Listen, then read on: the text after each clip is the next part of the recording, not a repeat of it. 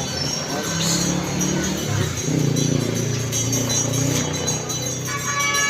Masarado naman siguro, no?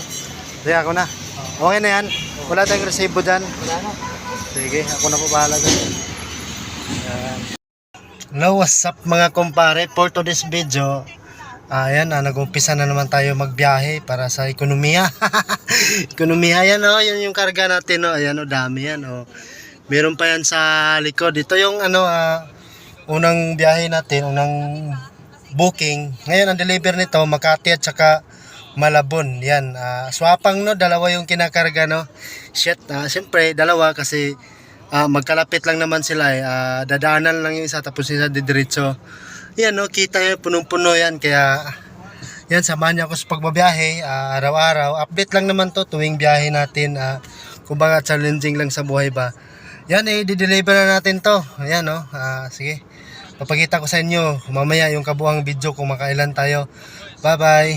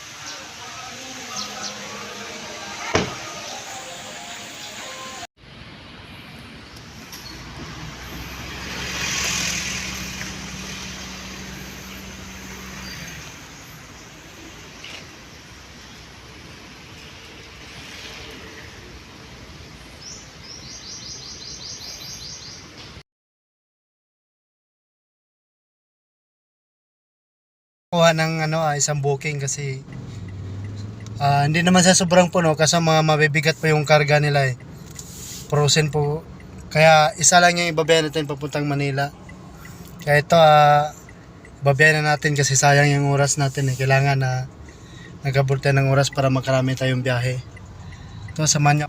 Sana maging maayos yung pagbiyahe natin araw-araw. Lagi lang tayong magdadasal sa Panginoon. Tsaka mamaya ipapakita ko sa inyo pagdating natin doon sa delivery area. Ito, tara na, sige, pena natin. So, what's up mga kumpare? Ito, nakarating na tayo ng ligtas. Maayos naman yung pagka-deliver natin. Dito na po tayo sa Makati.